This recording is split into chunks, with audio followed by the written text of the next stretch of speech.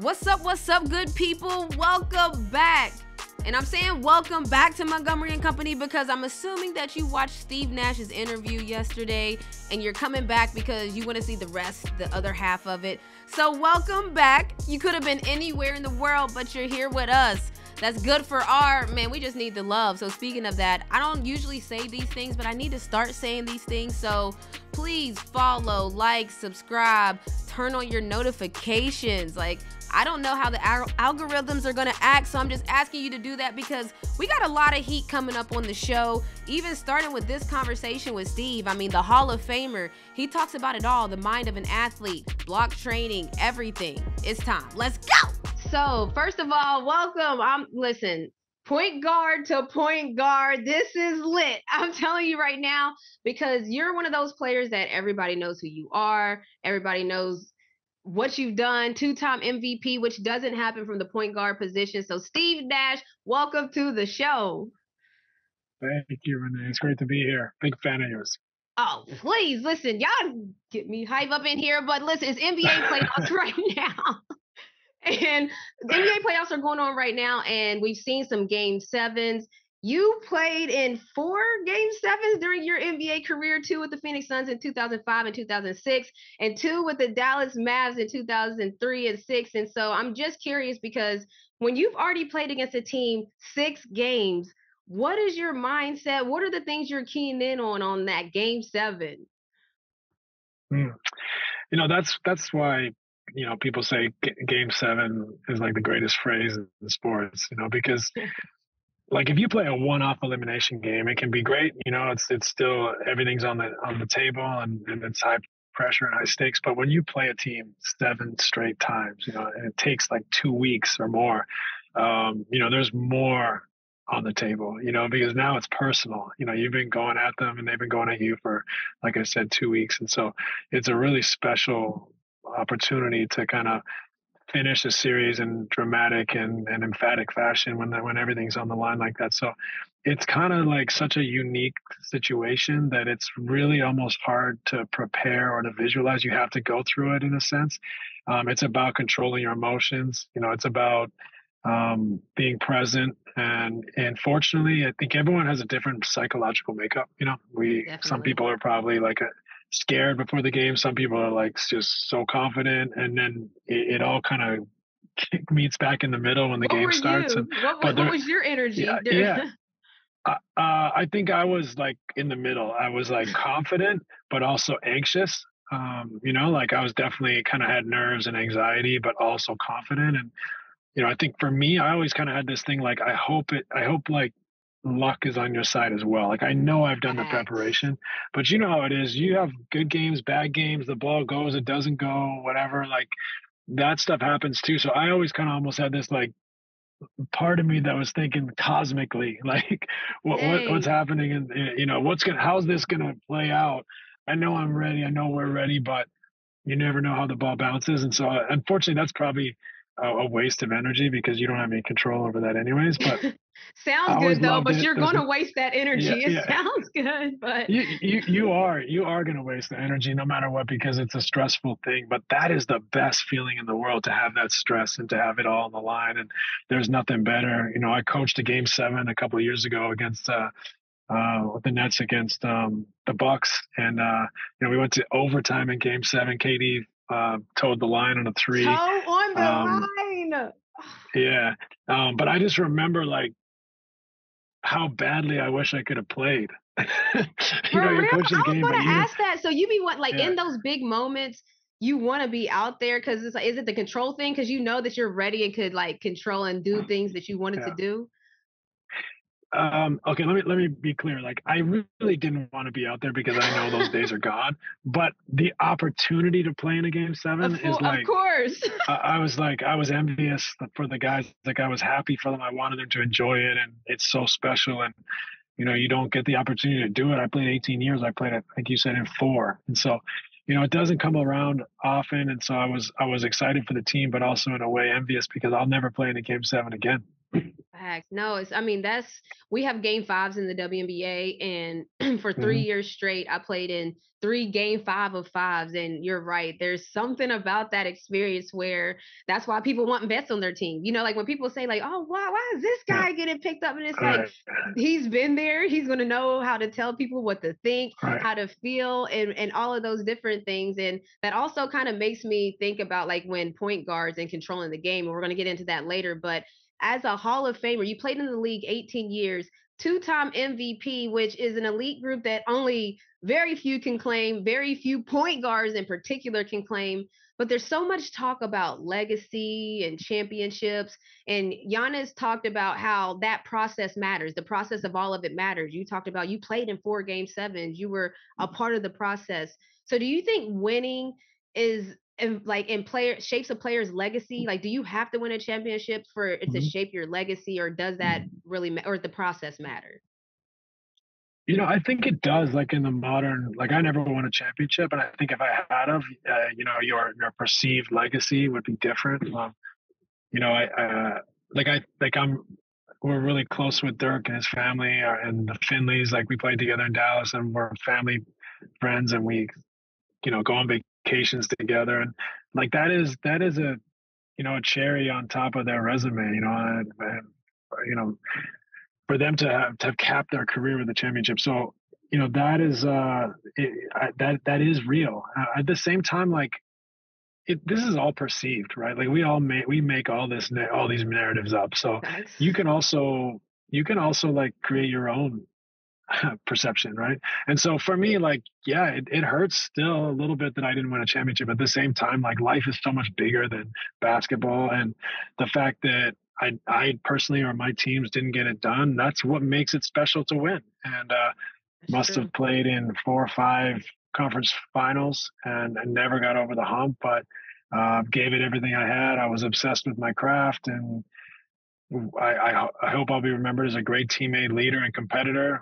But didn't win a championship. So I'm sure my legacy is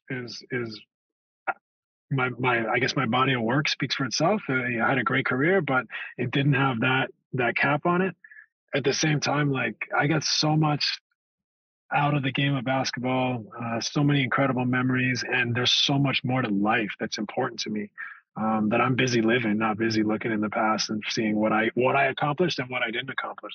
No, I love that because it is the bigger picture. Like I think if people understood the process of how hard it is to even lose in a conference finals, like if people understood that honestly, like, and I know Mm-hmm. like people are gonna be like, oh, more of it, like that honestly is tough. Like there's some teams that would love to make it to the conference finals, and then there were some teams Mm-hmm. that would love to make it to the finals as well. And everybody wants to win a championship, but if people really understood how hard the process was and how good everyone Right. is. I mean, I was talking to Charles Barkley during a roundtable discussion and had Spike Lee, Jackie McMillan, and all these other people on there. And we were basically talking about like it was called the Great Debate, and we were talking about that what you said. Who makes the rules for why something is a GOAT or the greatest or anything of that Right. nature?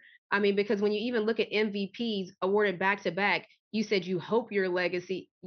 Yes, there's the MVP's Most Valuable Player Award was debuted in 1955, and there have been 14 instances by 12 people in which they have won back-to-back seasons, and you're Mm. one of them. So I don't want like there's Yeah. not really a lot of people that can be in that category, and so your legacy Right. is defined by that.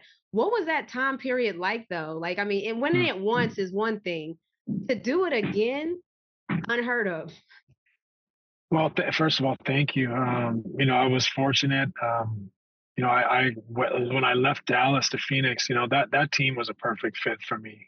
They had won 26 games the year before I got there. And I think we won 63 my first year, so 62, 63 my first year.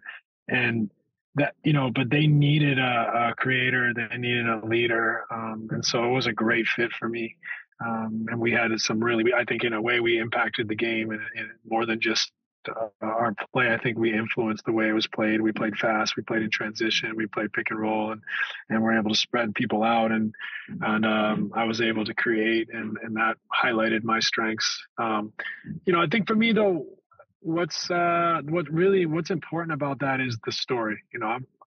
I'm a kid from the west coast of Canada. I didn't have NBA players in my neighborhood. I mean, I didn't like, there wasn't the access to the elite of the game. We had Sonics games we had the Seattle TV stations to get Sonics games, which Let's helped us fall in go. love and see the game at the highest level. But it's a story of a kid who had a dream and a ball and a hoop and got obsessed with it and would go out and practice every spare moment and just kept chipping away. I had one scholarship offer to Santa Clara that came late. Like I visited Santa Clara after my senior year. The offer, they came to see me like in my state, like with provincial championship. So it wasn't like they even saw me Crazy. until like the end of my high school year. So I could have very easily gone to a Canadian university or college.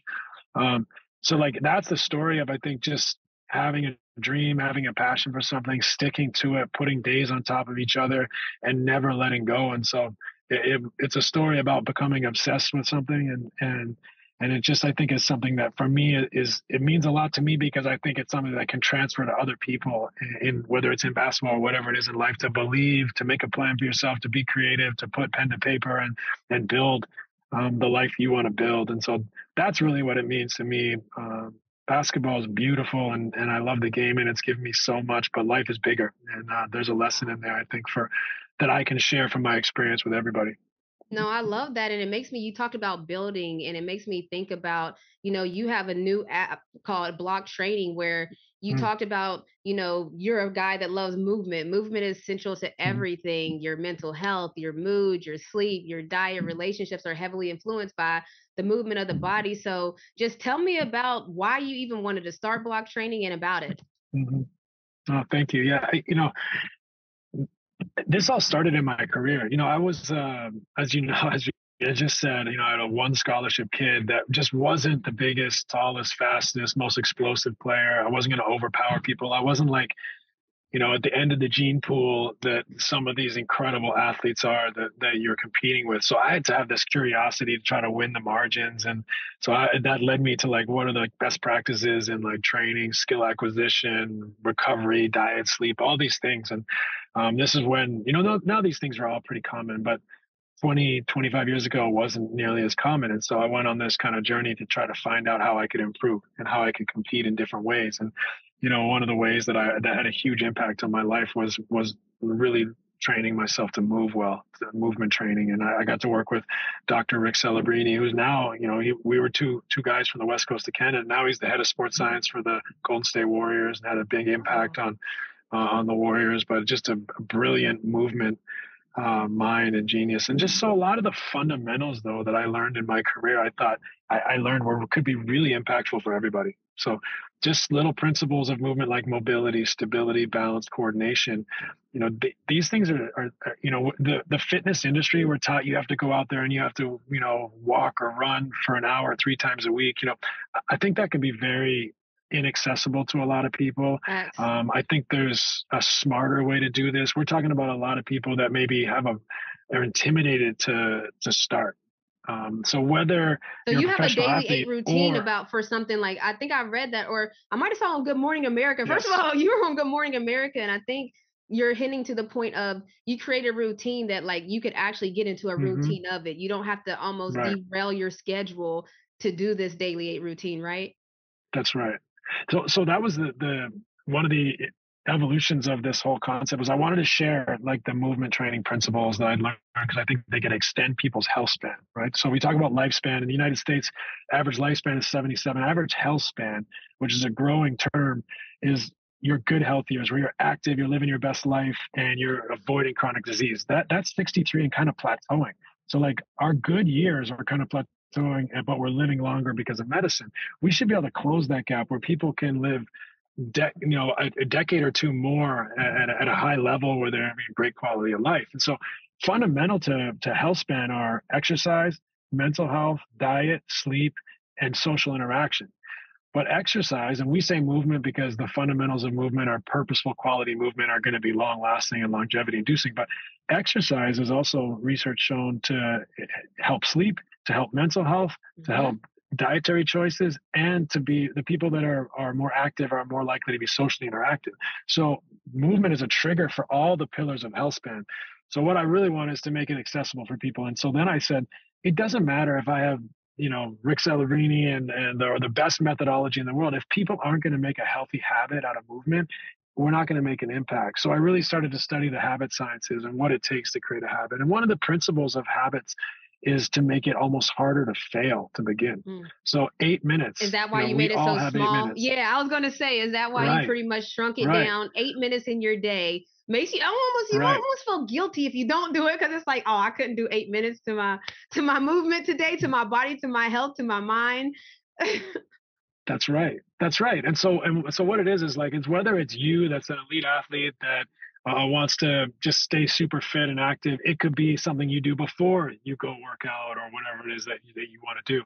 Or it's someone that's really, I don't know where to start. But I know I fail every time I got to go to a group fitness class, or I got to start a running program. It's too much. I don't know how to fit it in my life, especially when we get to our 30s. We wake up not feeling quite the same. We have a career, we might have a family, we have all sorts of obstacles. So creating a healthy habit, if you can't invest 8 minutes, I'm not sure how else I can help you. So like there's nothing else you can do for them, Steve. Right. So we try to make it we're going to give you a pathway to create a healthy habit, and hopefully you do it every day, and at minimum you do it every other day. But what you do is you hopefully at some point in your day have 8 minutes to do mobility and stability. There's 3 different intensities. So my mom in her 70s could do intensity 1, and you can build your way up, or you could stay at intensity 1. And at the end of the 8 minutes, if you want to stick around because you're warm and this is all you're going to do today physically, there's a 4-minute Tabata. But if all you want to do is the 8 minutes, or all you want to do is 4 of the 8 minutes, you are now creating a healthy habit if you can do it consistently. What the habit sciences also say is once you create a healthy habit, they beget more healthy habits. So now you start to make better choices. You're more active. You're more likely to make better dietary choices. It improves your mood. So that was a big thing for me. Is I'm a super active person. I play tennis and soccer 4, 5, 6 times a week, depending on the week. I get a sweat I get a sweat every day, really as much because I'm a physical person as because of my mental health. I can't sit until I've moved. And so, but for me, doing the daily, creating it and then doing it, which is kind of based off things I do in the morning anyways, while I'm getting the kids ready for school, I get my little 10, 15 minutes when they're settled to get some movement in. But I built it. And what I realized by doing it every single day and being religious about it is that I start my day with an accomplishment. I now have momentum. Yeah. I'm in a better mood. I have presence. I can now invest in my relationships from a position of strength rather than, I'm not quite here. I'm thinking about a million things. I'm not organized in my mind. So it's like the mood, the mental health, the ability now to take on your day, the choices you make after doing that or starting your day in that way. And this is designed for everybody. So whether you are going to go to the gym and lift big weights, this is a great warm-up for you. Whether you're going to go play a sport, great. If you're someone that's just looking to create a fitness routine or a healthy habit, this is a place to start and a place to stay with as you grow through it. Or as maybe you make this a healthy habit and then you become a runner or a cyclist or you play a sport. But there has to be an avenue for people to move and extend their health span through movement. No, I mean, it's interesting you talk about your mental health so much, because I would think that when you played in the NBA, did people value mental health as much as we value it now? Because I think that it's great to hear you say that, because a lot of times, I would say even when I played, it wasn't as valued as much as it is now. So this is almost like a new beginning or a new age type of athlete. 100%. I'm glad that now we talk about mental health. When I remember maybe my first 2 years in the league having a lot of anxiety, but didn't even know what it was. Like we didn't express it. You just were like, because you had to be okay. Why do I feel this way? Why am I so nervous? After lunch on the day of a game, this is crazy. This is not healthy. But I didn't know, you're anxious. Let's talk this out. Let's figure this out. Let's realize why. I was just like, bury that, internalize that, get rid of that so I could keep going, be there early, stay late, keep competing, fighting. I got my way through it, but it's not always the way, right? Not everyone has a path through that. And so movement, exercise has been proven to be by far the most effective antidepressant and most relevant mood booster, all those things. But more importantly than that, I'm hopefully that we can make an impact on people's mental health. It's just great that people can talk about it now, because we all have to Right. build our minds and our mentality and our willpower and our mood and all those components of being able to navigate life. And so it's a powerful tool that now we're open to expressing it, because it definitely wasn't always the case. No, I love that. It seems like you built box training almost off of athlete tendencies, where they say athletes, you can do a book, like put a timer on when he walks in the building, Right, what their schedule is. And so getting into a routine, we know as athletes, is really right. everything. And that's kind of why I wanted to talk to you about point guard to point guard, because whenever you look, I'm sorry, block training is what I meant to say, but whenever you talk It's about okay. point guard to point guard, I think that that's what like point guards do. They control, like you even said it, like you're like, huh, I'm internalizing it. I'm getting rid of it, because every day point guards have to be okay. Like there's certain things that point guards, you Yeah. can't walk into like if you walk into the gym and your energy isn't right, it's going to be so noticeable, because point guards Yep. have this added pressure to every day bring it, know what's going on, have a good positive energy. Why, like, do you think that I would say in this day and age, has the term point guard changed almost in a sense of that's not Mm. necessarily all the requirements? Mm. Wow, I think that's I've never heard that before. I think you really made a great comment there. One, I think the point guard position has changed. It's now become more like a first point of attack rather than like the person in charge of running the team. But your comment about the mood of the point guard being so important and infectious, because you are the point of attack, whether you're an organizer, a facilitator, or a scorer, you have the ball. You are the first kind of image that your teammates see when they start a possession or at Literally. either end of the floor. And so I never thought about it that way, but that is a big responsibility, to be as even keel, to be, as you said, okay, to and not even keel under pressure, but more than okay, just in general. Like, right, like Literally. you have to have an infectious energy most of the time, or else you're not really handling your responsibilities as a point guard. So I think that's really interesting. I've never heard someone talk about it in those terms, but that is a really important measure of being a connector, is being in a good mood, or bringing positive energy, or not bringing negative energy, or bringing the room down. So that's an astute point, but I do think it has changed today. I also feel for this generation of players. They grow up with social media, and Yeah. it's such a different, all-encompassing thing that it has affected them. And I feel for them. It's unavoidable. It's the world they grew up in, and True. it's not going away. So we're not changing that. It's like we have to learn to adapt and handle it. And so that's just another element that players today have to recognize and have to deal with, and that can be very difficult. So yeah, I think the point guard's role has changed, but I think that old school DNA can also be a huge, huge part of a successful point guard and a successful team. No, I love that. And you talked about adjusting, and it's always difficult when a point guard has to adjust. You could become a vet where your role could change, but you're still supposed to be leading your group and leading your team. So you Hmm. played 18 years in the NBA. You also coached, but what is it like navigating that role to where you went from MVP to now your Hmm. minutes are not the same, but you want to still be the Sure. same leader? Like, what is that adjustment period like? Because we see it a lot of times in players. Russell Westbrook had to come off the bench for the Mm. Lakers in the beginning. Like, what is that? Like, how do you adjust when you're a point guard and you're trying to lead, but you're not as big of a role Yeah. anymore? That is the mortality of an athlete, right? You go Yes. through that stage, especially elite athletes. You go through that stage where you have the identity formed around this ability and history, Yeah. and then all of a sudden you're not quite the same, and usually you're the last to recognize it, because you still have the identity and the competitive spirit, and you still can do it in glimpses. So you still feel and identify with that person. And so it can be really challenging for players at the back end of their career. For me, I I went to the Lakers as a free agent in um, was it 2012? And so I was 38. I just played in the All-Star game as a 38-year-old, my last All-Star game, and went to the Lakers and Legendary. First still of all, thought, this is well, what? At 38, you but played in but your last All-Star game? Yes, but my point, and not so much to pat myself on the back, is to say at that moment in time, still thought that I was that dude. You know what I mean? I thought I'm going to bring this to the Lakers, and of course, like probably was declining more than I recognized. And then I also, my first or second game with the Lakers, I bumped knees and broke my tib fib joint on the inside, Yeah. and it took me like, man, 6 8 weeks to get over it.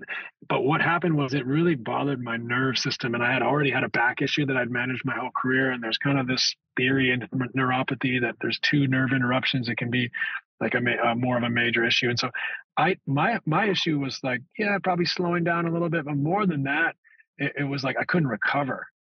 So like my level would drop for 2 or 3 games, and I couldn't kind of recover from playing like I could. And so that was a hard thing to go through. And one of the things that helped me through it, was a friend of mine sent me this article, an old article about an Eastern European athlete, I believe, like an Olympian, and it was built on this old, maybe Russian or Eastern European adage that the athlete dies twice.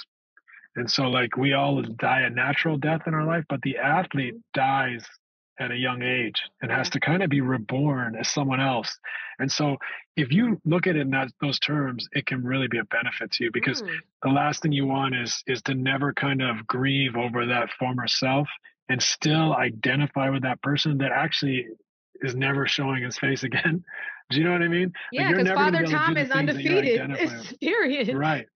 Right. So whatever the mechanism is to be able to grieve and move on and become somebody else, which isn't easy, even if you have the steps laid out for you, because you're still a human Right. being. You still, like, just strange things. Like, I remember it took me 6 to 18 months to kind of go through that process and be very, like, pointed about it, be very, like, clear that I'm going through this. This is going to be difficult, admit it, and try to work through it.